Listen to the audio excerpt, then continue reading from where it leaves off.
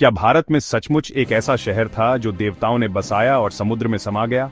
क्या इंडिया में सच में एक सिटी थी जिसे देवताओं ने खुद बनाया था और फिर वह निर्दयी सागर में डूब गई? यह सवाल हजारों सालों से गूंज रहा है, इतिहास, आस्था और एक कभी न खत्म होने वाला रहस्य लेकर।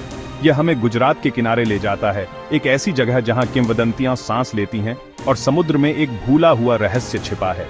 यह द्वारका की कहानी है, एक ऐसा नाम जो दिव्यता और करुणांत से गूंजता है। यह सिर्फ एक शहर की कहानी नहीं, बल्कि एक पूरे युग की दास्तान है जो लहरों के नीचे गायब हो गया।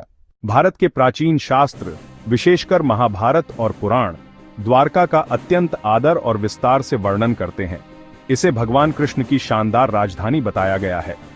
मथुरा छोड़ने के बाद कृष्ण ने दिव्य वास्तुकार विश्वकर्मा को तट पर दुर्ग नगरी बनाने का आदेश दिया। यह नगरी अत्यंत सूक्ष्मता से योजनाबद्ध थी, ऊंची दीवारों से सुरक्षित, स्वर्ण और अनमोल रत्नों से सजे भव्य महलों से आलोकित, सघन उद्यान और शांत सरोवरों से भरपूर।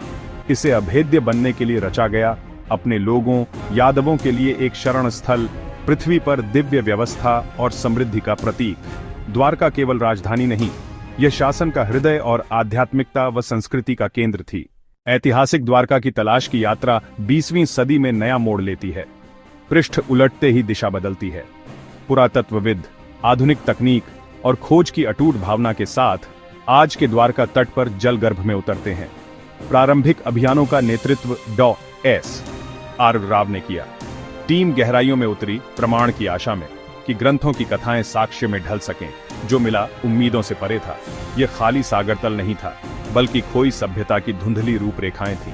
लहरों के नीचे श्वास रोक देने वाला दृश्य, विशाल दीवारें, सुस्पष्ट नींव, पक्की पथरीली सड़कें, एक संगठित उन्नत शहरी बसावट का संकेत।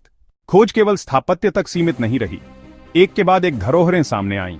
सुंदर मृदभांड, पाषाण लंगर, विभिन्न आकार प्रकार, शिलालेखयुक्त सूक्ष्म मुद्राएं और सबसे महत्वपूर्ण त्रिमुख पशु दर्शाती एक मुहर, जो महाभारत के वर्णनों से चौंकाने वाली समानता रखती है।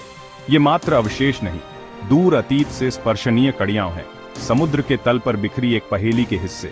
दशकों के अभियानों ने एक प्राचीन बंदरगाह नगर के ठोस संकेत उभारे। विशाल लंगर बताते हैं, यह सशक्त समुद्री केंद्र था जो दूर देशों से वाणिज्य करता था।